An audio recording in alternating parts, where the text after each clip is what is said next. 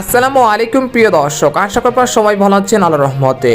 এইমাত্র পাওয়া আবহাওয়া দপ্তর থেকে আজকে সবচেয়ে গুরুত্বপূর্ণ খবর আসছে। বছরের প্রথম কালবৈশাখী ঝড় আগামী 29 তারিখ থেকে 24শে ফেব্রুয়ারি দেশ জুড়ে বজ্রসহ কালবৈশাখী ঝড়ের পূর্বাভাস। এছাড়া আগামী 24 ঘন্টার মধ্যে দুই বাংলার বিভিন্ন জেলায় হালকা মাঝারি ঘন কুয়াশা পড়তে পারে, এমনটা জানাচ্ছেন আবহাওয়া দপ্তর। আজ ও আগামীকাল কোন কোন জেলার আবহাওয়া কেমন থাকতে পারে এই বিষয়ে কি বলছে আজকের আবহাওয়ার রিপোর্টে জানিয়ে দিব। সম্পূর্ণ বিস্তারিত ভিডিওতে সঙ্গে থাকুন। আর আপনি কোন জেলা থেকে আমাদের আবহাওয়ার খবরটি দেখছেন অবশ্যই কমেন্ট করে জানিয়ে দিবেন।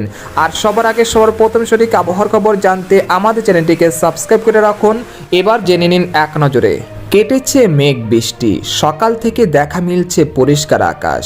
শীতের আবরণ কেটে আসছে বসন্তের মনোরম আবহাওয়া। এই অবস্থায় আবহাওয়া দপ্তরের পূর্বাভাস বলছে আগামী 24 থেকে 48 ঘন্টায় দেশের দক্ষিণ এবং উপকূলীয় অঞ্চলে হালকা থেকে মাঝারি ধরনের ঘন কুয়াশা পড়তে পারে। এছাড়া আগামী 20 তারিখ থেকে 24শে ফেব্রুয়ারি দেশের বিভিন্ন অঞ্চলে বছরের প্রথম বজ্রসহ ভারী থেকে অতি ভারী বৃষ্টিপাত হতে পারে। তাই রোদের কাজে অগ্রিম সতর্কতা করছেন আবহাওয়াবিদরা।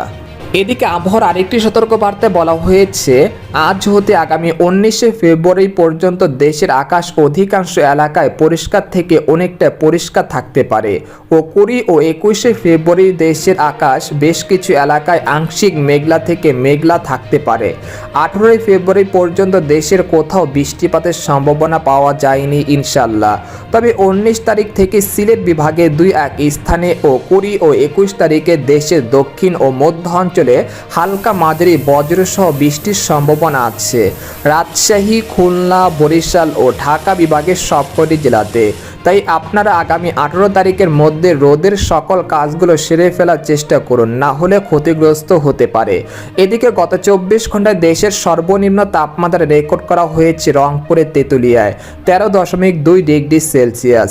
আর ঢাকায় সর্বনিম্ন তাপমাত্রা ছিল 18.8 ডিগ্রি সেলসিয়াস। আর সর্বোচ্চ তাপমাত্রা ছিল খুলনার যশোরে 31.2 ডিগ্রি সেলসিয়াস। এদিকে বাংলাদেশের আবহাওয়াবিদ মোহাম্মদ শাহিনুর ইসলাম জানান আজ সকাল 9টা থেকে পরবর্তী 24 ঘন্টায় অস্থায়ীভাবে আংশিক মেঘলা আকাশ সহ সারা দেশের আবহাওয়া শুষ্ক থাকতে পারে। শেষ রাত থেকে সকাল পর্যন্ত সারা দেশে মাঝারি থেকে ঘন কুয়াশা পড়তে পারে।